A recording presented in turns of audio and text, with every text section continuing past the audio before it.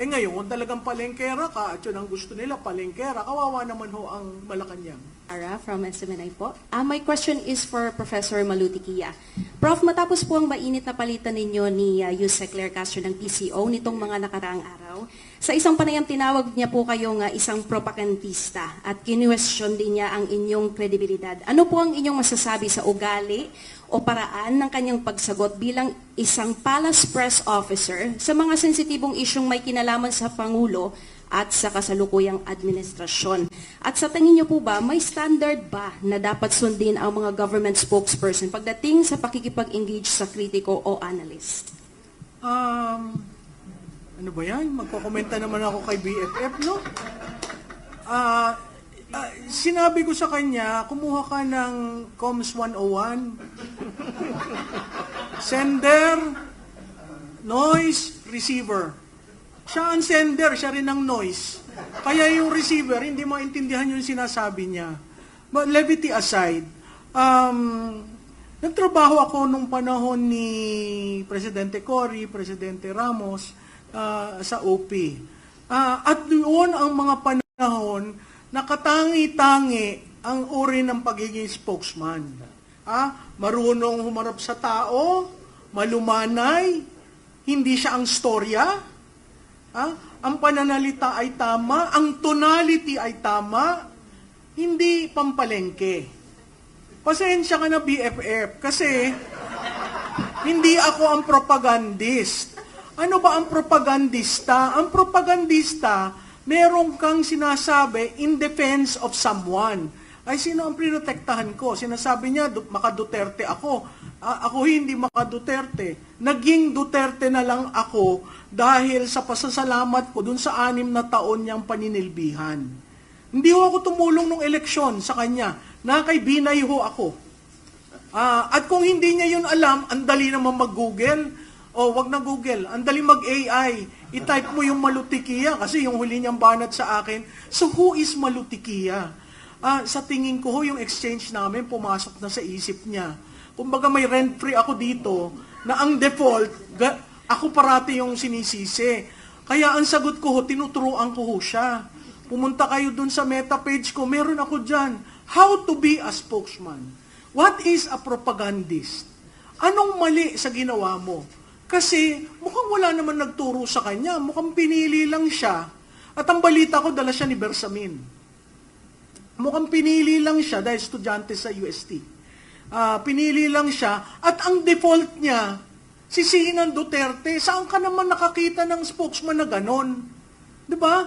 Si Duterte na nasa dahig, sisisihin mo. May narinig ka ba dito sa amin na nagpropaganda kami para kay Duterte? Ito'y partido niya. Pero simula na nagsimula tayo, walang nagbabanggit na ang mga Duterte magagaling. Walang ganon. Pero siya, ganon.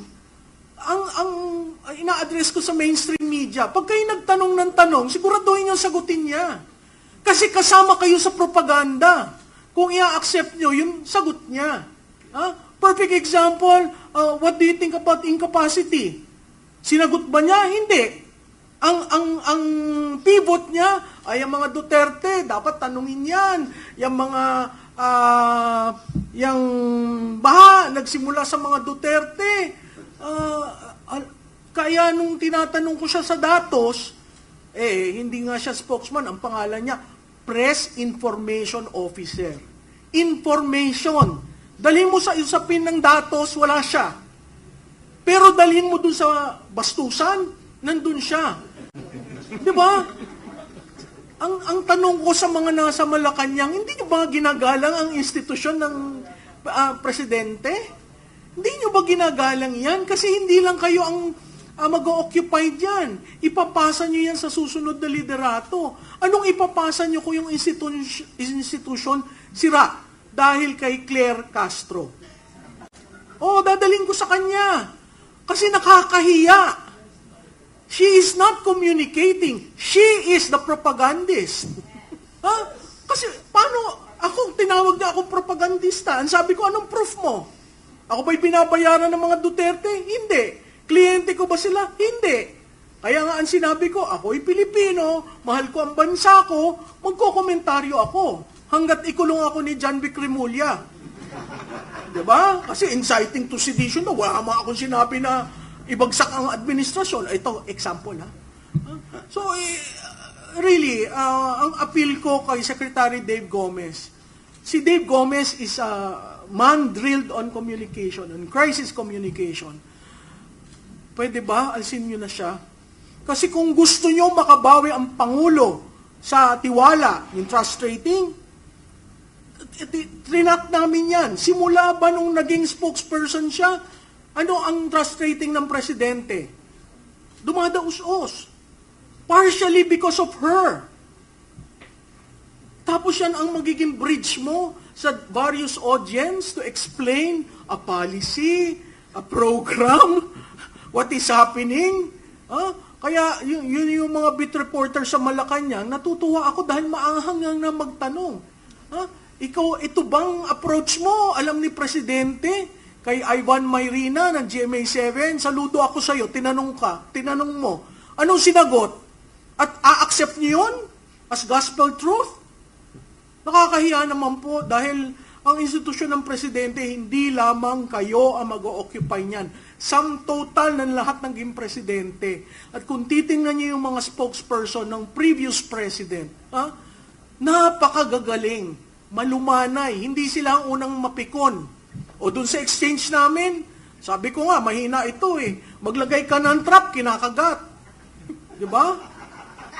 Ilang beses ako nag-trap. Kaya alam kong hindi marunong sa messaging, hindi marunong sa comms, kasi kagat siya ng kagat. Tapos ang depensa niya, sarili na niya. Diba? Bakit sarili mo? Hindi ba yung principal mo dapat ang dinedepensahan mo? Kaya nagiging pikon, nagiging namumula, humahaba yung liig. Diba? Kaya nga ang sabi, the number one cardinal rule of a spokes, never be the center of the discussion at wag mapikon. Kasi you represent the institution.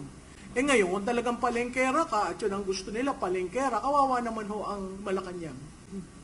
Prof, follow-up po. Kung ang tulad po ninyo ay kine-question po yung kredibilidad, paano na lang po ang ordinaryong mamamayang Pilipino when asking questions or raising issues and concerns? What kind of message is this sending to the public? The way siya mag-respond? Sa tingin ko, pumasok na yung kapangyarihan sa utak niya. Kasi, alam mo, ang unang nag-congratulate sa akin ay isang waiter ng isang restaurant ang pinuntahan ko the following day. Ang sabi lang sa akin, "Ma'am, congrats ha." Sabi ko, "Saan?" "Kasi ginanti mo kami." So, yung ganon, it dawned upon me, marami palang galit sa kanya. Akala ko naiintindihan kasi, di ba, yung street, hindi nga street eh, sabi ko gutter eh. Pero natuwa ako dun sa waiter na yun, kinamayan ko siya. Tapos sabi ko, hindi ko alam na gano'n ang reaksyon ng taong bayan sa kanya. So, alam nyo, temporary lang yung pag-upo sa kapangyarihan. At babalik ako at babalik. Public office is a public trust. Yung public trust, BFF, public trust.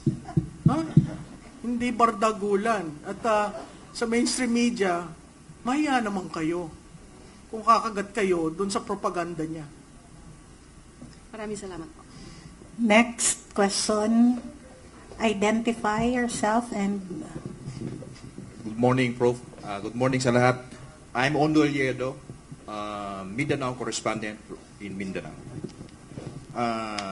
May isang interview sa isang party list representative na hindi dapat family matter ang pamumuno. Sa tingin mo, Prof, ang kailangan na ba sa anti-political dynasty na wakasan na ang political suffering o insufferable? Thanks po. Alam mo na, dati ang posisyon ko dyan sa political dynasty, the voters will, remove you if they do not support you, and if there is a time that comes na ayaw na talaga. That's a vote, people's will. Pero nung nakita ko yung salin, hindi ko nasasabihin kung sinong politiko, nagulat ako. Sabi ko, anong pagkahaba naman ng pamilya nito? At ilang generation? Sa tingin ko, ang kailangan nating reforma, hindi mo siya ipapagbawal, pero ililimit mo yung degree at ililimit mo sa position na congressman, senador, at lalo na sa local.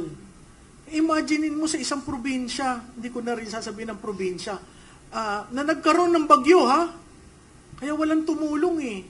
Kasi ang sabi, buong pamilya nyo, from governor to vice governor, to mayor, to congressman, lahat ng distrito, isang pamilya.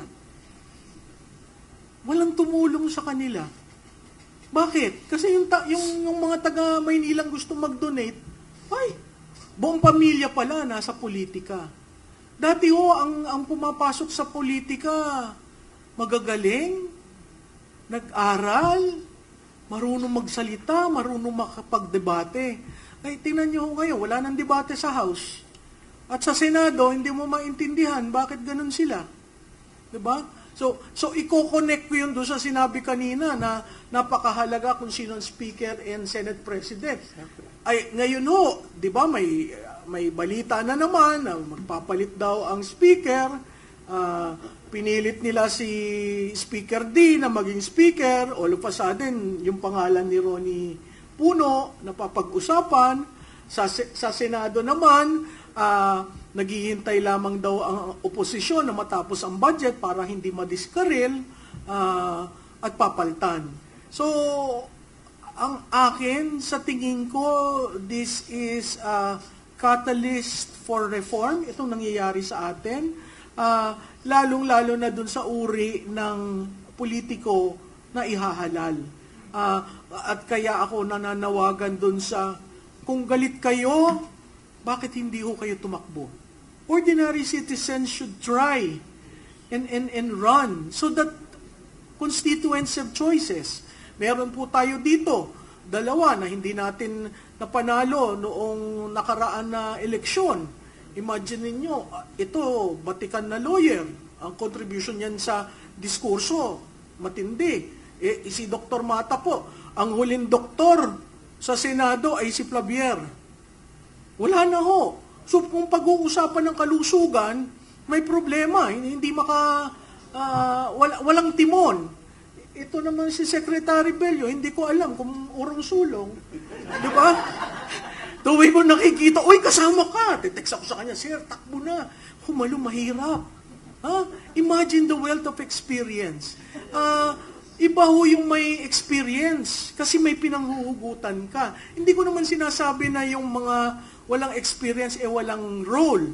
Siguro ho meron rin, pero nasa sa kanila na mag-aral para makadiskurso. Kasi deliberative body ang Kongreso eh.